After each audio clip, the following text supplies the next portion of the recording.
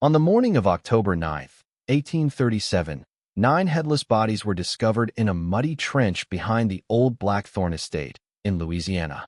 Their identities were never recorded. Their deaths were never prosecuted. And the one woman who knew the truth, Baroness Eleanor Blackthorn, vanished the same night, leaving behind only a blood-stained cradle rocking on its own in an empty nursery. This is the story officials try to bury. The story the Blackthorn family erased from every surviving record. A forgotten American nightmare involving power, obsession, and a pregnancy that was never supposed to be possible. The Blackthorns were not like other plantation families. Their wealth came not from cotton alone, but from consultations people whispered about, late-night visits from local priests, politicians, judges. Every one of them left pale, shaken, refusing to discuss what the Baron kept in the locked room beneath the estate.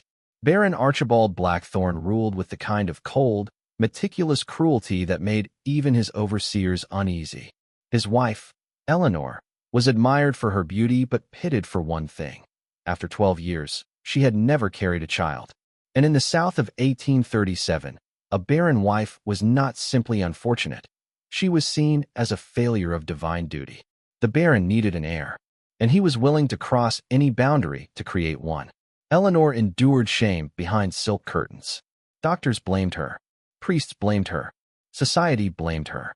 Not once did anyone question whether the Baron might be the cause.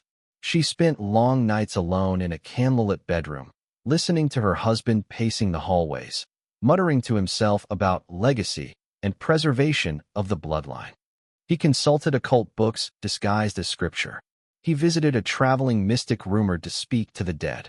But none of those things compared to the idea that finally took hold in his mind, that if Eleanor couldn't conceive from him, she would conceive for him by any means he decided.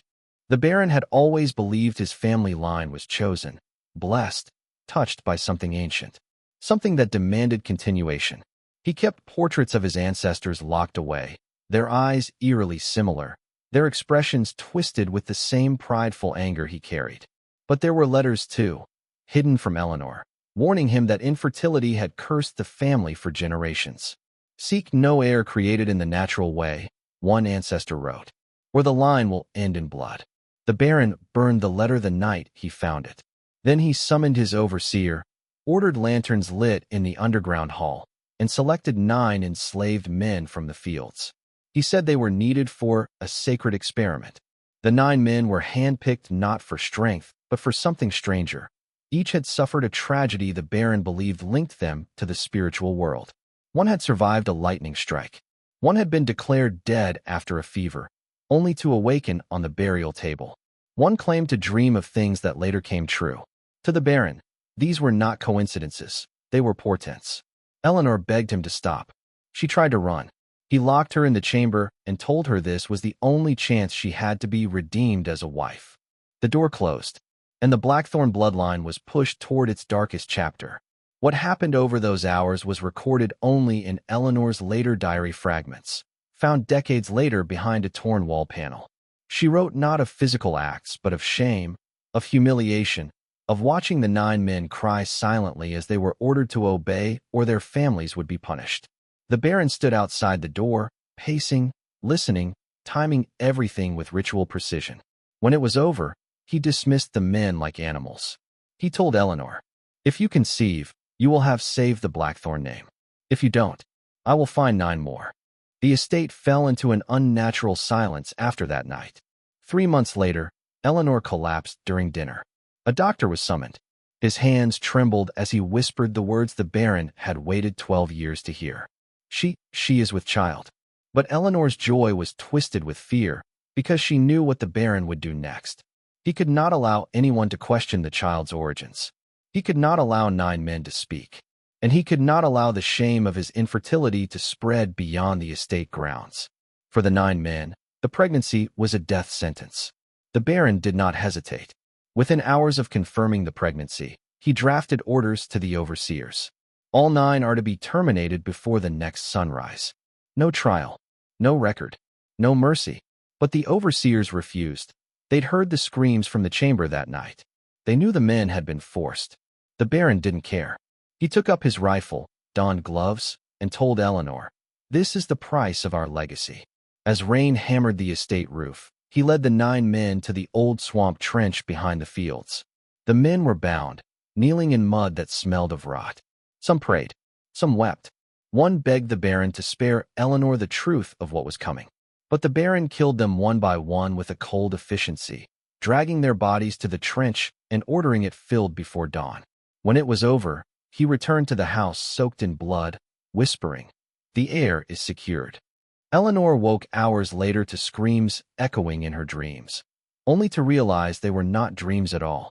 From that night forward, the estate changed. Animals refused to go near the trench. The wind howled through the halls despite closed windows. Eleanor felt something moving inside her, too violently, too early. The midwife who examined her fled the estate in terror, refusing to explain what she had seen. Eleanor wrote in her diary, "The child kicks as if trying to escape, not grow." And beneath that line, she wrote something even more disturbing. "I think he can hear the voices of the dead." Rumors spread. Townsfolk whispered that screams rose from the fields at midnight. Clouds gathered over the estate even on clear days. A local priest visited to bless the land, but the moment he stepped inside, he collapsed, claiming he had seen 9 silhouettes standing behind Eleanor, watching her. He warned the Baron that the unborn child was not blessed, but bound. The Baron dismissed him, threatening to expose the priest's hidden sins if he spoke again. Fear became the estate's only companion. Eleanor aged years and weeks. Her skin grayed. Her eyes sank. She felt the child twisting inside her with unnatural strength. Sometimes it felt like it was clawing. Other times like it was listening, pausing, waiting, learning. She heard whispers behind her at night, whispers and voices she recognized from that terrible chamber. She begged the Baron to stop the pregnancy, but he refused, obsessed with the idea of an heir no matter the cost. Eleanor wrote, "I fear he does not want a child. He wants a legacy of fear." Labor came 3 months early. Thunder rolled across the sky without rain. The midwife refused to return. Servants ran from the estate, claiming the walls groaned as if alive. The Baron locked himself in the birthing room with Eleanor, determined to witness the creation of his heir. But when the first wave of pain struck Eleanor, something else struck too. A violent shudder through the entire house. Glass shattered, doors slammed, and every lantern went out at once. Only the Baron's candle remained lit. Eleanor screamed, begging for help, but the Baron watched with an expression closer to fascination than love. When the child finally emerged, the Baron froze. Not because of deformity, but because the baby opened his eyes. Wide, focused, aware, as if he recognized exactly who the Baron was. Eleanor sobbed with relief, but the Baron whispered, "This child does not have my eyes." He walked toward the fireplace, as if deciding whether the child should live at all. Eleanor lunged forward, clutching the newborn protectively. That single act doomed them both. Terrified, Eleanor fled down the hallway, clutching the infant. The Baron pursued her, shouting that she was stealing his legacy. The house seemed to collapse around her, the walls shaking as if reacting to the Baron's rage. In a desperate attempt to escape, she slipped through a servant's passageway, descending into the old tunnels beneath the estate. There, she heard voices whispering from the darkness. Voices she recognized. The 9 men, begging her to protect the child they believed carried their souls. Eleanor promised them she would. The Baron searched the estate for hours, screaming her name, tearing paintings from walls, shattering mirrors, firing his rifle into shadowed corners. His obsession had rotted into madness. He believed Eleanor intended to replace him with the child's real bloodline. He believed the 9 dead men would rise through the boy. He believed his family name would be overrun by their spirits. By dawn, he was no longer a man searching for his wife. He was a zealot hunting a threat to his bloodline. Eleanor emerged from the tunnels into the backyard swamp, exhausted, the child crying softly. The Baron appeared moments later, rifle raised, tears streaming down his face. He shouted, "That child is not mine." Eleanor whispered, "You killed 9 men to make him exist. He belongs to more than you ever will." Before the Baron could fire, the ground beneath him cracked, mud sucking him downward as if pulled by unseen hands. He screamed as the swamp swallowed him whole, vanishing where the trench of the 9 dead men lay buried. Townsfolk found the estate deserted the next morning.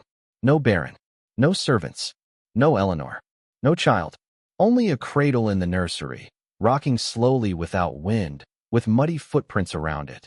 Too large for a newborn, too small for an adult. Some claimed Eleanor escaped with the child. Others believed the 9 spirits claimed both mother and son. No one dared search the swamp. No one touched the estate again. For decades, the Blackthorn estate stood silent. Vines swallowed the walls. Windows cracked. Portraits rotted. But locals swore they heard a baby crying from the house on certain nights, followed by 9 voices humming an old lullaby from the fields. When the government finally demolished the building in 1912, workers reported finding a small carved rattle buried deep in the foundation. No one claimed it. No museum cataloged it. It vanished into private hands. But the story of the Baron, the 9 dead men, and the child who should never have existed, never truly died. Official documents list the Blackthorn estate as abandoned due to structural risk. But missing pages, erased names, and conflicting testimonies reveal something darker. Authorities covered up the massacre. Priests burned their own records. Doctors refused to speak. And the surviving townsfolk took the truth to their graves.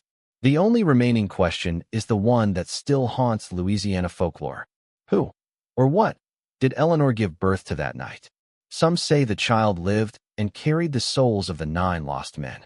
Others say the Baron's bloodline ended in the swamp. One thing is certain. The past is never buried. It waits. And the Blackthorn heir, born of cruelty and vengeance, may still be out there.